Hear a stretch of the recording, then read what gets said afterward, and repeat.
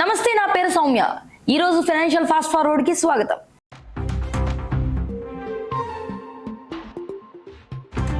మే నెల GST 3B file చేయడానికి ఈ రోజే ఆఖరు తేదీ. వ్యాపారాలు తాము ఇచ్చిన సర్వీసెస్ లేక అమ్మిన గూడ్స్ కి ఇన్పుట్ క్రెడిట్ పోగా మిగిలిన ట్యాక్స్ ను పే చేయాల్సి ఉంటుంది.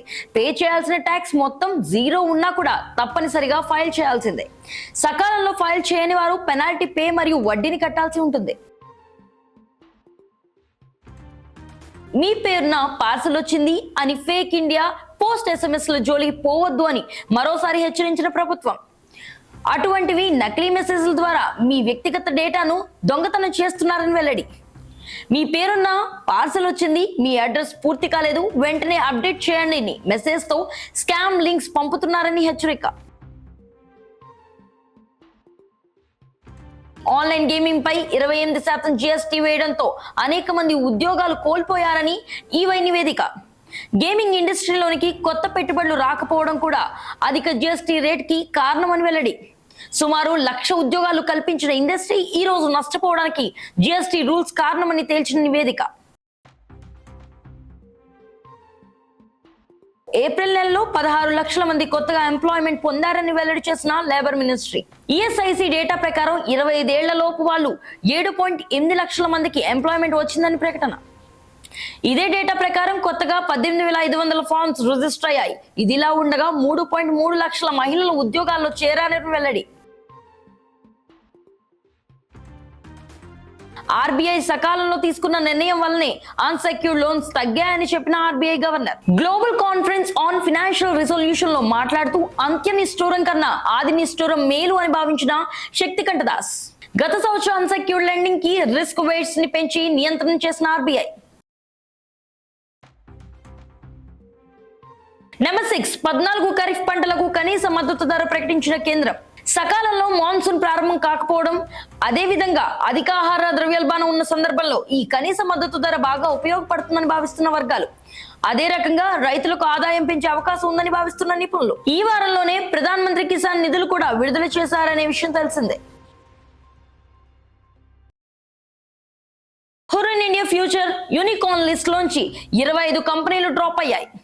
కంపెనీలోని పెట్టుబడులు రాకపోవడంతో $1 బిలియన్ మార్కు స్థాయిని కోల్పోయిన పలు కంపెనీలు. అత్యధికంగా బెంగళూరు నుంచి 46 కంపెనీలు యూనికార్న్ స్థానాన్ని పొందగా ఢిల్లీ నుంచి 29, ముంబై నుంచి 19 ఉన్నాయి. డన్జో, ప్రాక్టో, ర్యాపిడో వాటి యూనికార్న్ స్థానాన్ని నిలబెట్టుకోలేకపోయాయి. మరోపక్క జెప్టో, ఎన్క్రెడ్ మరియు పోర్టర్ యూనికార్న్ స్థానాన్ని ఈ సంవత్సరం సంపాదించాయి.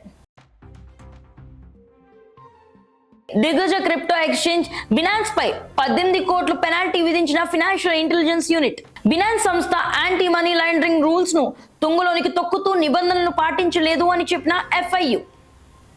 గత జనవరి అనేక క్రిప్టో ఎక్స్చేంజ్లకు నోటీసులు జారీ చేసి చాలా వాటిని బ్యాన్ చేసిన విషయం తెలిసిందే. కెనడాకు చెందిన రెగ్యులేటరీ అథారిటీ కూడా బినాన్స్ పై ఇప్పటికే కొరడా జుల్పించడం గమనార్హం. రాబోయే సాధారణ బడ్జెట్ కు సంబంధించి క్యాపిటల్ మార్కెట్ నిపుణులతో సంప్రదింపులు జరిపిన ఆర్థిక మంత్రిత్వ శాఖ.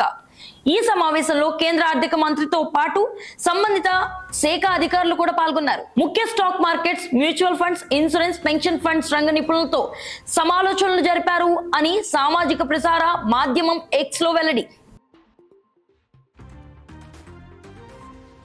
సకాలంలో ఫ్లాట్ ను నిర్మించి అందించలేదని BPTP లిమిటెడ్ పై కొరడా జుల్పించిన హర్యానా రెరా.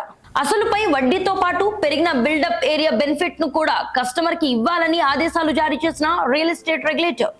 ఇదిలా ఉండగా సకాలంలో పూర్తి చేసి కూడా కంప్లీషన్ సర్టిఫికేషన్ పొందని ప్రాజెక్ట్ డెవలపర్ పై చర్యలు తీసుకున్న మహారాష్ట్ర రెరా. ఆక్యుపెన్సీ సర్టిఫికేట్ పొందినప్పటికీ స్వాధీన పత్రాన్ని అందించడంలో ఆలస్యం చేసినందున బిల్డర్ వడ్డీ కట్టాలని ఆదేశాలు. షేర్ మార్కెట్ ట్రేడింగ్ పేరుతో ఫ్రాడ్ స్కీమ్ ను రన్ చేసిన 2 అరెస్టు చేసిన యూపీ పోలీస్. మరోపక్క సెక్స్టోర్షన్ మరియు ఫేక్ ఇన్వెస్ట్మెంట్ స్కీమ్స్ ను రన్ చేస్తున్న పలువురిని అరెస్టు చేసిన రాజస్థాన్ పోలీస్. ఇదిలా ఉండగా మరో స్కామ్ లో సైబర్ క్రైమ్స్ చేయడానికి నకిలీ సిమ్ కార్డులను పోగేస్తున్న 8 మందిని అరెస్టు చేసిన చెన్నై పోలీస్. ఆర్థిక మంత్రిత్వ శాఖతో జరిగిన మీటింగ్ లో పబ్లిక్ వాటా తక్కువ ఉన్న ప్రభుత్వ రంగ కంపెనీల్లో వాటాను విక్రయించాలని కోరిన మార్కెట్ నిపుణులు. గత 2 సంవత్సరాల నుంచి మంచి జోరు మీద ఉన్న PSU స్టాక్స్ ప్రభుత్వ రంగ కంపెనీలో కేంద్ర పెట్టుబడుల ఉపసంహరణకు ఇదే మంచి తరుణమని భావిస్తున్న మార్కెట్ వర్గాలు. లాభాల్లో ముగిసిన స్టాక్ మార్కెట్స్ 50 పాయింట్ల లాభాలతో 23,567 వద్ద ముగిసిన నిఫ్టీ 50, 140 పాయింట్ల లాభాలతో 77,500 వద్ద ముగిసిన సెన్సెక్స్ 30. పెద్దగా కదలిక లేకుండా స్థిరంగా ఉన్న క్రిప్టో కరెన్సీస్. క్రిప్టో దిగ్గజం బిట్ కాయిన్ ఒకటి $65,000 దగ్గర ట్రేడ్ అవుతుండగా ఇథీరియం ఒకటి $3,550 దగ్గర ఉంది. డాలర్ మారకంతో మరోసారి కనిష్ట స్థాయికి తాకిన రూపాయి, 83.6 స్థాయిలను తాకిన రూపాయి. ఈ వీడియో కనుక మీకు ఇన్ఫర్మేటివ్ కనిపిస్తే please like, share and subscribe. మీకు ఏమైనా డౌట్స్ ఉంటే కింద కామెంట్ సెక్షన్ లో మెన్షన్ చేయండి. ఇవి ఈ రోజు ఫినాన్షియల్ అప్డేట్స్. మళ్ళీ తిరిగి రేపు ఫినాన్షియల్ అప్డేట్స్ తో కలుద్దాం. అంతవరకు సెలవు.